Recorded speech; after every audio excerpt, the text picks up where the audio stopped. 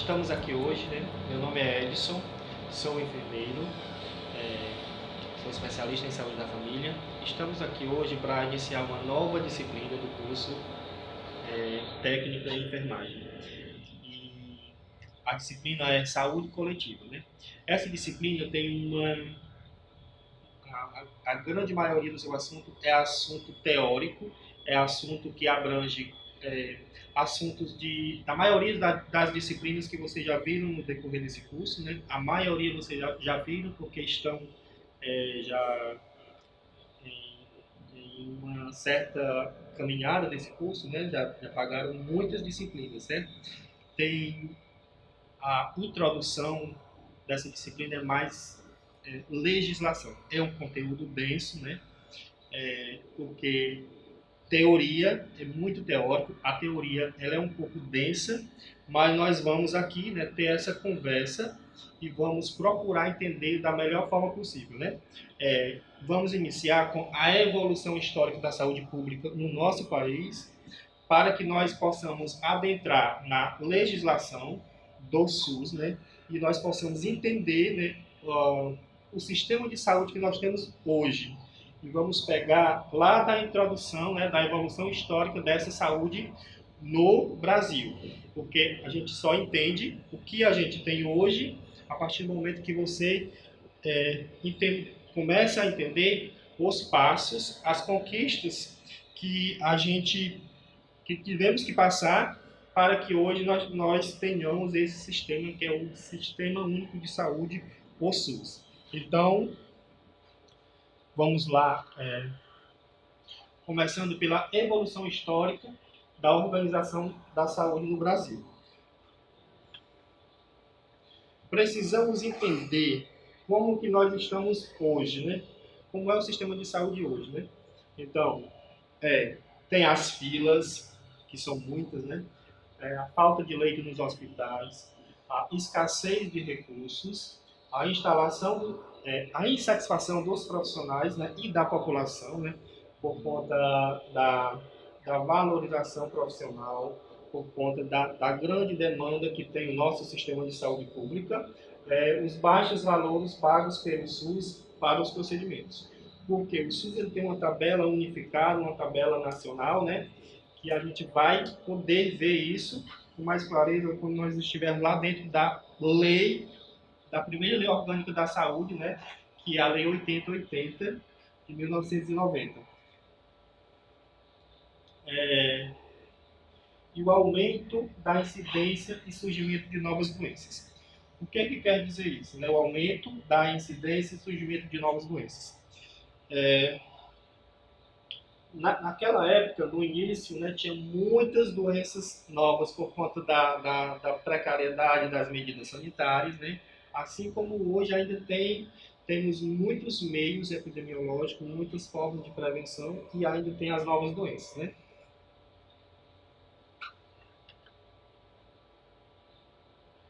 Para entender, né, esse sistema de saúde, né, a gente vamos nos perguntar e questionar como analisar e compreender, né, essa complexa realidade do setor saúde no país. Né?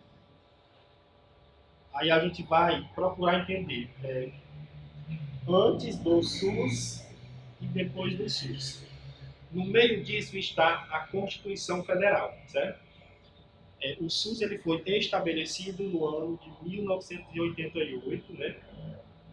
E ele foi regulamentado no ano de 1990 com a Lei 8080. Ou seja, antes do SUS não havia um modelo implantado, um modelo de saúde fixo, um modelo implantado como existe hoje, né? Só passou a existir esse modelo de saúde a partir da Constituição de 1988 com o nosso Sistema Único de Saúde que existe hoje, né? O SUS. Aí a gente chama tudo que tem antes da Constituição, né? Antes do SUS. E tudo que tem após a Constituição é o pós-constituinte, né? E o antes é o pré-constituinte.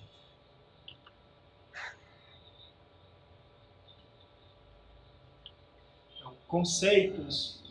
O conceito de política pública. Aqui tem vários conceitos, né? Mas a gente pode expressar esses mais importantes. O que é políticas públicas, né? A expressão, né, da postura do poder em face dos problemas da sociedade, né? A organização da ação do Estado para atendimento de uma demanda específica da sociedade. Devem ser a expressão pura e genuína do interesse geral da sociedade. Então, aqui são conceitos, ele dá mais de um exemplo de conceitos, mas que tudo bem conceituar o nosso sistema. Aqui vamos entrar, gente, nos períodos históricos, né? Os períodos históricos. Ele está dividido da seguinte forma: o descobrimento ao Império. Isso foi no ano de 1500 a 1889. Aí vem para o segundo período, a República Velha, 1889 a 1930.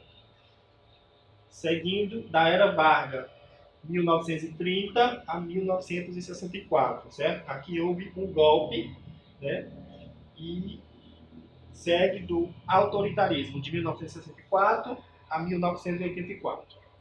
Nova República, 1985 a 1988.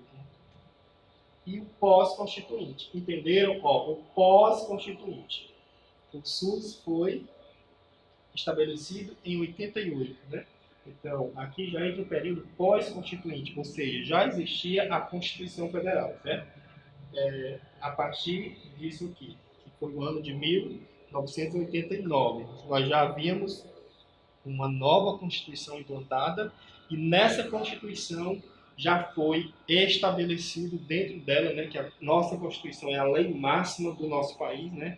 Já foi estabelecido dentro dessa Constituição o nosso Sistema Único de Saúde, a parte que fala da saúde, que nós vamos chegar lá, né, que são os artigos de 194 a 200. Então, entendendo o contexto, né, o cenário político e econômico da época, o perfil epidemiológico e a organização do setor saúde. O que é isso? Para a gente entender o contexto de como era o sistema de saúde, a gente tem que entender o cenário político. O cenário político é quais eram os interesses dos políticos, qual era o perfil epidemiológico. Quando eu falo de epidemiológico, eu falo de quê? Do que as pessoas adoeciam, do que as pessoas morriam, quais eram as doenças que mais existiam, né? E a organização do setor saúde. Como era organizado esse setor saúde? Existiam as políticas que existem hoje, existiam os programas de saúde que existem, né? Isso tudo era diferente do que é hoje. Ó, vamos falar de todos esses 3 itens que eu acabei de falar, né? Como era antes, do descobrimento ao Império, 1500 a 1889, né? O perfil epidemiológico. Na época, as doenças que existiam eram mais as doenças pestilenciais. O que era isso? Eram as doenças de fáceis transmissão, né? Que eram transmitidas por conta da falta de saneamento, né? Eram a peste bubônica, as influenzas, né? As diarreias. E o cenário político era o agrário extrativista. O que é isso? Era só o mercado de exportação, exportação, né? O país vivia de exportar todas as suas riquezas. E a organização do setor saúde, né? Como era esse setor saúde? Vamos entender. Existiam os boticários, né? E os boticários eram o quê? Eram os farmacêuticos, aquelas pessoas das farmácias, né? Eles tinham um pouco de conhecimento a mais e eles vendiam a medicação, eles mesmo orientavam as medicações, né? Os curandeiros, a medicina liberal, né? O alto preço das drogas e dos remédios que eram oriundos de Portugal e do Oriente. Saberes curativos dos indígenas e jesuítas. Então, a medicina liberal era só mesmo para os ricos, para quem tinha condição de bancar, né? Além de ser poucos médicos, eram pouquíssimos médicos que existiam, né? Só tinha direito a essa saúde, só tinha acesso a esses médicos quem tinha para pagar. E A medicação, vimos que era tudo importado, então tudo era muito caro. E os saberes curativos dos indígenas e jesuítas. Ó, os miseráveis, né, eles acabavam que se encaixando aqui. A assistência de saúde deles era muito precária, porque eles iam depender dos curadeiros e dos saberes indígenas, certo? Quem ia ter mais acesso à questão dos boticários, da medicina liberal, era só quem realmente tinha dinheiro. Aqui é a imagem representando a República Velha, né, de 1889 a 1930. E o perfil epidemiológico da República Velha. Nós acabamos de falar do descobrimento ao Império. A República Velha, né, predomínio das doenças transmissíveis, de grandes epidemias, doenças pestilenciais, né? Ou seja, aqui ainda nesse período as doenças de fácil transmissibilidade ainda existiam lá, certo? As pestilenciais. Fruto da imigração, da migração, da formação de aglomerados e das precárias condições de saneamento básico. Porque nós vimos que o Brasil exportava muito e vinha muitos navios, certo? E esses navios eles traziam doenças e eles levavam doenças, certo?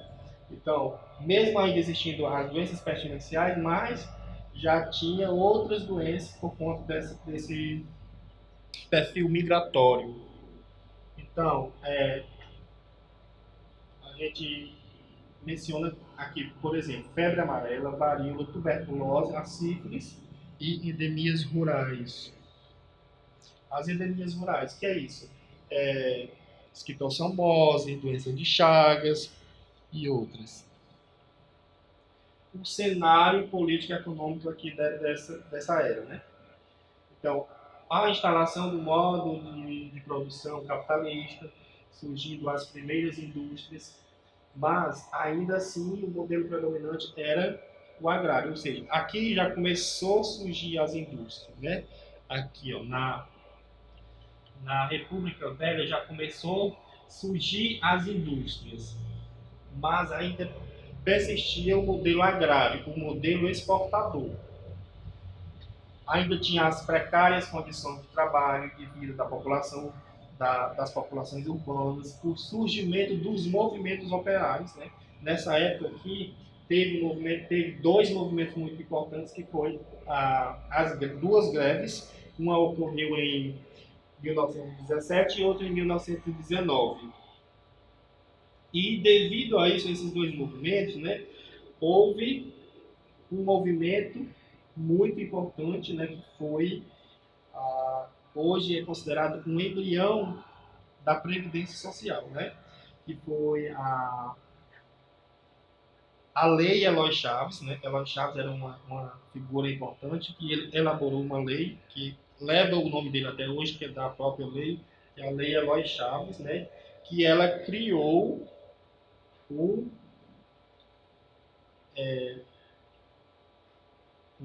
sistema que chama CAPS. CAPS é o quê? É Caixas de Aposentadorias e Pensões. Ou seja, até aí não tinha essa questão de direitos. Nenhum cidadão tinha essa questão de direitos, certo? E ele criou isso, as Caixas de Aposentadorias e Pensões. A partir daí, as pessoas que faziam parte dessas caixas já tinham uma certa assistência à saúde, né? Quem não tinha ainda ficava à mercê das Santas Casas de Misericórdia, não tinha esse acesso. Vamos entender qual foi as primeiras CAPs criadas, né? Foi a CAP dos ferroviários, o quê? Caixa de Aposentadoria e Pensão dos Ferroviários. O que é isso? Por que era a categoria dos ferroviários? Porque na época era a grande massa existente, né? Que o meio de transporte era os trens, certo? Então tinha muito essa categoria. E em seguida foi criada outra CAP, que foi a CAP dos portuários e marítimos. Então ficou essas duas CAPs. A CAPS do ferroviário do ano de 1923, isso é muito importante, e a dos marítimos de 1926. Adiante a gente vai ver que há uma evolução. Depois essas CAPs elas são unificadas, porque aqui ela é por empresa, a empresa dos ferroviários e a empresa dos marítimos. Posteriormente ela passa a ser por categorias. O marco inicial da Previdência Social, como eu falei, ela é um embrião do que é hoje a Previdência Social, né? Embora a Previdência Social seja bem mais evoluída no amplo de direitos. O cenário econômico, o cenário político e econômico da época, né? Então, estava ameaçado o modelo agrário exportador. Esse modelo de só exportar, exportar, exportar, estava ameaçado. Por quê? Por intervenções dos estados, né? Os navios já não queriam mais atracar no Brasil por conta dessa questão de migratória de doença, né? O Brasil aqui ele já passa a ser visto como um perigo para o mundo, né? Porque levava muitas doenças. Estava sendo conhecido como um país doente, né? Que ele adoecia, mas também pegava a doença de outro. Então, serviços definidos pela necessidade econômica. Ou seja, aqui começa-se a pensar de uma forma diferente, né? Começa-se a pensar em uma forma de dar assistência a mais pessoas. Por quê? Porque o Brasil estava sendo conhecido como um país doente. E aí eles queriam amenizar isso, mas porque era com um perfil, era com um interesse devidamente econômico. Não porque o governo tinha um compromisso com a população como tem hoje. Né? Porque hoje o SUS é para todos, a saúde é um direito de todos e dever do Estado. Não era isso, é porque queria amenizar essa questão de o país ser visto como um país doente. Então, começa-se a pensar em campanhas sanitárias, a formas de tentar melhorar essa saúde das pessoas do Brasil. A organização do setor saúde. Acesso à população. Isso foi até o que já mencionei aqui na aula. A medicina liberal, né, e hospitais filantrópicos.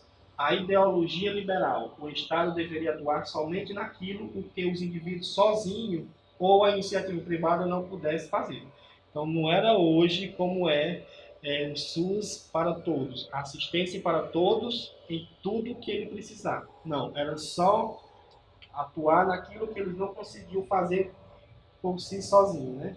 Não era um conjunto de problemas de saúde e carência da população, que passaram a ser um objeto de atenção do Estado, e sim aquele que dizia respeito aos interesses específicos da economia exportadora, as insalubridade dos portos, né, a atração e retenção de força de trabalho. Entendam esse contexto. Ele aqui começou a pensar nessa forma sanitária, essa forma campanista, mas para melhorar a sua imagem diante do mundo, certo? Porque o Brasil estava sendo visto como um país doente. E pensando nisso, sendo visto dessa forma, o Brasil ia ter prejuízo. Então, o governo não era bonzinho de querer cuidar das pessoas, mas estava vendo o seu lado econômico. Então, tinha que amenizar. Aí começa melhorar essa insalubridade de portos. Eles começam lá pelo Porto de Santos, né? E os portos do Rio de Janeiro, eles começam a fazer essas campanhas, esses alinhamentos, melhorando para que melhore o perfil e a visão do país. Fatos marcantes. O que é um fato marcante nessa história da evolução da saúde pública? A epidemia da febre amarela na capital da República. Quando foi isso? Então, Oswaldo Cruz, né, ele assume o Departamento Federal de Saúde Pública, que na época não existia Ministério da Saúde, na época e esse órgão estava incluído no Ministério da Justiça, certo? Onde ele fez uso de ações arbitrárias. Então, o que era a epidemia dessa época, que aconteceu nesse ano? A febre amarela, certo? Como foi que ele conteve a febre amarela? Vocês já ouviram falar e já vem percebendo que essa história, a evolução histórica da saúde no Brasil, ela segue todos os períodos da história do Brasil, né? Vocês viram lá no ensino médio de vocês, a história do Brasil, né? Podem não estar gostando, podem estar relembrando aqui a história, estou estudando história, mas é porque a evolução da saúde pública no país, ela segue todo esse perfil da história do país. Cada período, a evolução do país acompanhou também a evolução da saúde, certo? Então, nessa época, houve esse fato importante. O que foi? A revolta da vacina. Então, como havia a epidemia da febre amarela, né, Oswaldo Cruz usou dessas medidas arbitrárias para conter essa epidemia. Então, como foi isso? Foi vacinar todo mundo em massa. A força, querendo ou não, eram vacinados, né? Então, as pessoas entravam nas casas, queimavam os colchões, queimavam as coisas e vacinavam todo mundo. Então, até ainda hoje, né, com uma população bem mais esclarecida, ainda tem pessoas que não querem se vacinar, tem pessoas que não aderem muito. Então, imagine nessa época, certo? 1904, todo mundo sendo vacinado à força. Então, ele conseguiu, ele teve o objetivo, mas gerou essa revolta. Seguindo aqui, passando daí desse período histórico, né, fica uma dicotomia na saúde pública. O que é isso, a dicotomia? Dicotomia vem de dois, né? Então, saúde pública e previdência social. Então, aí a partir desses dois sistemas, da saúde pública e da previdência social, surgem os dois modelos de saúde, né? A saúde pública era o quê? Prevenção e controle das doenças, coletividade e modelo campanista. Então, aqui era aquele modelo campanista que foi mencionado, né? Que o governo começou a pensar em campanhas de saúde, campanhas de vacinação, para cuidar das pessoas. Não era, mais uma vez relembro, não era como é hoje. Era pensando na sua visão e como o governo estava sendo visto. E a previdência social. Essa aqui já era mais importante, já era bem melhor. Ó. Medicina individual, assistência exclusiva. Exclusiva é o quê? Exclusiva é porque era somente para quem fazia parte da previdência social, né? Adiante a gente vê um fato que um sistema que antecedeu o nosso de hoje era o INAMPS. O INAMPS chama-se Instituto Nacional de Assistência Médica e Previdência Social, ou seja, só tinha direito à saúde quem tinha um emprego, quem trabalhava de carteira assinada e quem pagava a previdência social. Então, eles estavam dentro desse modelo aqui, porque eles contribuíam, certo? Eles tinham direito à saúde. O contrário, né, do sistema que nós temos hoje, que nós vamos ver logo no decorrer do curso, em uma outra aula, falando da legislação do SUS, mas na nossa primeira lei orgânica, que é a Lei 8080. Eu vou falar sobre isso, de todo o modelo que é hoje. Então, essa dicotomia deixou a saúde pública, né, para os mais que não tinham como pagar, e a previdência social, né, que era um modelo médico privatista. Era privado, era só para quem contribuía. Pronto, vamos entrar, gente, na Constituição Federal, né? Nós vimos a introdução da evolução histórica, para nós entendermos como foi que chegamos aqui na Constituição Federal, né? E tudo a partir daqui vai ser o pós-constituinte, né? Então, em 1988, foi sancionado pelo presidente da época, a nova Constituição Federal. A sexta Constituição Federal do Brasil, né, em 1988. E nesta Constituição passa a existir o SUS. É estabelecido dentro dessa Constituição o SUS. Onde que se trata? Lá dos artigos 194 a 200. quando vocês pegarem a Constituição, que abrir do artigo 194 a 200, vai tratar exclusivamente da saúde. É por isso que hoje nós temos saúde, porque é de direito, está estabelecido dentro da nossa Constituição, né? Dizendo que a saúde é um direito de todos e é um dever do Estado.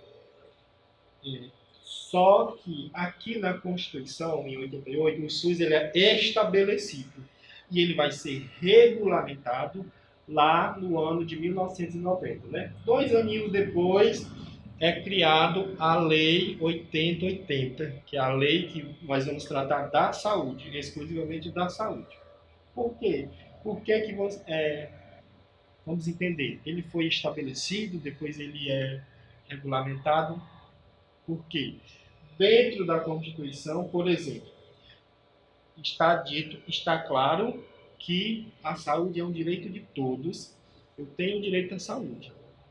Mas lá na nossa lei orgânica da saúde, onde se estabelece em 1990, ela vai dizer como que eu vou ter esse direito, como que eu vou ter acesso, como que o governo vai dar essa assistência de fato. Ou seja, uma coisa é eu dizer que eu tenho isso e uma coisa é eu dizer quem me dá, como me dá, quando me dá, em que momento, certo? Vamos chegar mais adiante na Lei 8080 e aí a gente vai entender tudo isso. Iniciando aqui a Constituição Federal, né? O artigo 194 ele vai tratar da Seguridade Social. A Seguridade Social ela compreende um conjunto integrado de ações da iniciativa dos poderes públicos e da sociedade, né? Destinada a assegurar os direitos relativos à saúde, à previdência e à assistência social. Entendam? Seguridade Social, né? A Seguridade Social é um conjunto composto por um tripé: saúde, previdência e assistência social. Bom, são 3 áreas: saúde, previdência e assistência social. Essas 3 áreas compõem o que? A Seguridade Social.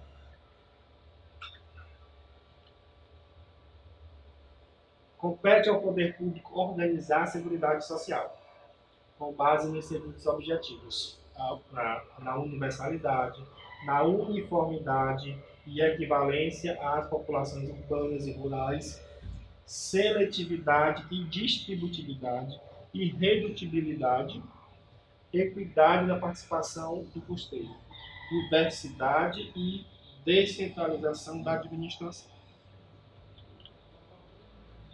Vamos resumir isso. Bom, Seguridade Social é um conjunto de ações formado, né, por um conjunto integrado de ações de iniciativa dos poderes públicos e da sociedade, organizada pelo poder público.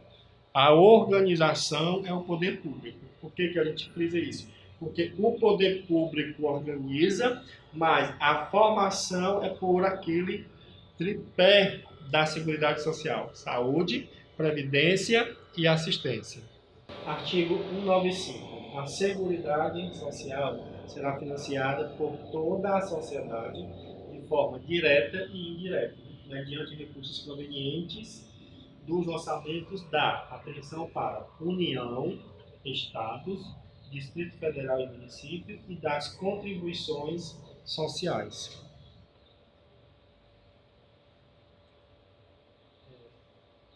Traz o financiamento compartilhado, onde a sociedade está inclusa, certo? Então, o poder público, mas a sociedade está inclusa nesse financiamento. Iniciaremos o estudo dos artigos que são relacionados diretamente à saúde. Eu falei que lá dentro da nossa Constituição, os artigos de 194 a 200 estão se referindo à saúde. Estão se referindo, né, o fato de ser da saúde, de quando foi estabelecido em 1988. Mas o 194 e 195 tratam da Seguridade Social. Por quê? Porque a saúde é um dos 3 tripés que fazem parte da Seguridade Social. Agora, adentrando do artigo 196 ao 200, vai tratar exclusivamente da saúde. Vamos entender. 196, ele traz um conceito muito importante que todos nós já ouvimos, vocês já ouviram falar, né? Então, a saúde é um direito de todos e dever do Estado, garantido mediante políticas sociais e econômicas que visem a redução do risco de doenças e de outros agravos. Bom, a saúde é um direito de todos e dever do Estado. Como que o Estado vai garantir essa saúde? Mediante políticas econômicas, políticas sociais e econômicas, visando o quê? Visando a redução do risco das doenças e de outros agravos. Ao acesso universal e igualitário às ações e serviços de saúde para sua promoção, proteção e recuperação. Né? O Estado vai promover essa saúde, ele vai dar proteção e ele vai dar recuperação. Né?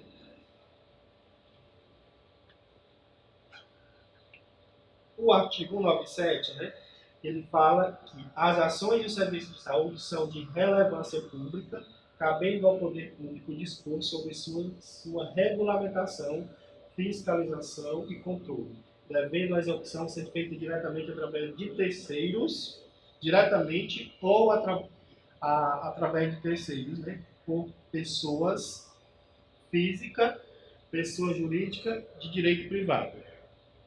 Ou seja,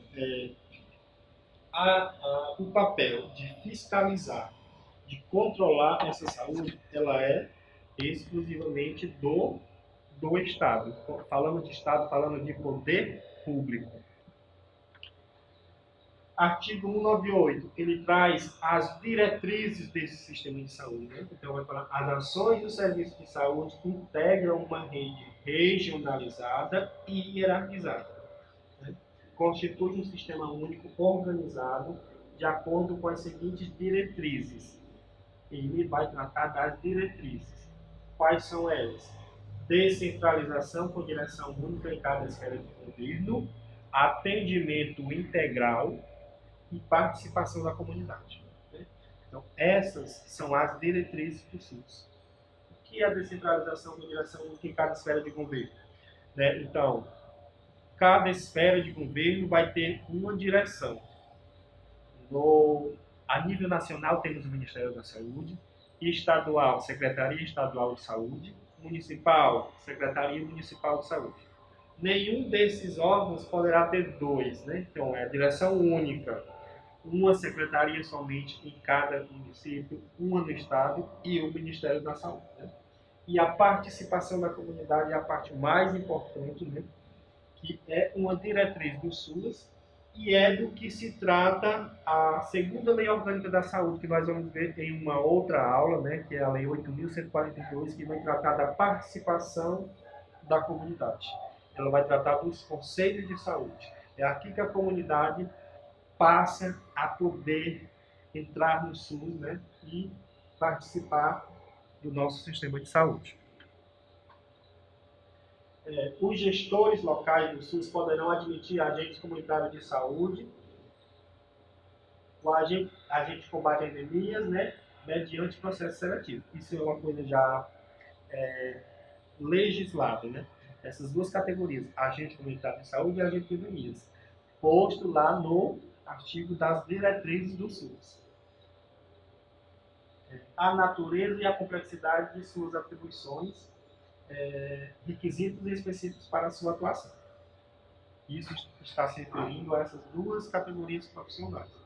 ACS, que é agente comunitário de saúde, e agente de combate às endemias. O artigo 199, né? Ele vem falar que a assistência da saúde é livre à iniciativa privada. O que é isso? A iniciativa privada, ela pode participar do SUS. Seguindo, vamos entender de que forma a iniciativa privada ela faz parte do SUS, ela pode participar do sistema de saúde. As instituições privadas poderão participar de forma complementar no SUS, segundo as diretrizes deste, mediante contrato de direito público ou convênio, tendo preferência às entidades filantrópicas e sem fins lucrativos. a única forma que a iniciativa privada pode participar do Sistema Único de Saúde, pode participar do Sistema de Saúde Público, é mediante a isso, de forma complementar, mediante convênio e contrato. Mas o que é complementar? Porque o SUS ele tem que obedecer ao princípio da universalidade, da integralidade. Então, chegando no ponto em que os recursos do SUS, o gestor, não está dando para ele suprir essa necessidade, aí é que ele pode contratar ou conveniar um serviço privado, né, para complementar, né, essa assistência. É só nessa hipótese que a iniciativa privada pode participar do SUS. Artigo 200, né, o SUS compete, ao SUS compete além de outras atribuições. Esse aqui é um artigo muito importante dentro da nossa Constituição, né, dos artigos que falam da saúde, que ele traz as competências do SUS. O que é isso? É tudo que o SUS compete, que ele pode fazer, que ele deve fazer. Ele controla, ele fiscaliza, ele participa, né?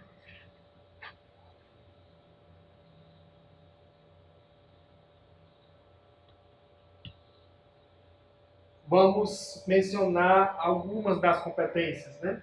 Participar do controle e fiscalização da produção, do transporte, da guarda, da utilização de substâncias e produtos para saúde, produtos psicoativos, produtos tóxicos, produtos radioativos.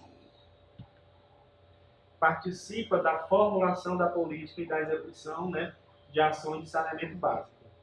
Executa ações de vigilância sanitária, epidemiológica, saúde do trabalhador. Ele ordena a formação dos recursos humanos para a área da saúde. Né? Ele implementa em sua área de atuação desenvolvimento científico e tecnológico. Ele colabora na produção, na proteção do meio ambiente, nele compreendido do trabalho. Entendam, para nós entendermos essa questão das competências do SUS, a gente se atenta para os seguintes verbos, né? Tem os verbos que dá a intenção que ele está ajudando e tem outros que dá a ideia de que ele está fazendo sozinho. Participar, colaborar. Isso é o quê? Isso são as ações intersetoriais, que o SUS não faz sozinho. Por exemplo, o saneamento básico, o meio ambiente, nada disso é de responsabilidade exclusiva do SUS.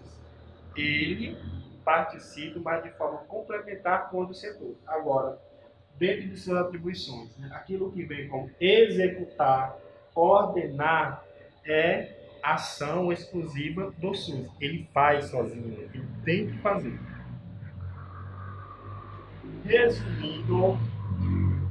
Resumindo, né, aqui a nossa Constituição Federal. Artigo 94 ao 95 é a Seguridade Social, que a Seguridade Social é formada por aquele tripé que eu mencionei, a saúde, a previdência e a assistência social. O 96 vem falar, né, do conceito ampliado de saúde, que é universalidade. O 97 ele vem falar, né, da iniciativa privada, né? E 198 vem falar das diretrizes do SUS, 199 da participação da iniciativa privada e o 200 das competências do SUS. Pessoal, aqui nós encerramos essa aula. Nós vimos, resumindo aqui, né, a introdução da evolução da saúde pública no Brasil e a nossa Constituição Federal, onde o SUS, onde o nosso sistema atual foi introduzido, né, foi estabelecido. É um assunto denso, de imediato, assim, não dá para ficar sabendo de tudo, mas assim, é o início para vocês compreenderem e começarem a aprender. Mediante, no decorrer da nossa disciplina, a gente vai ter o conteúdo complementar, que a gente vai enviar, e a gente vai tirando essas dúvidas no decorrer das semanas que nós vamos estar passando essa disciplina de saúde coletiva. Obrigado.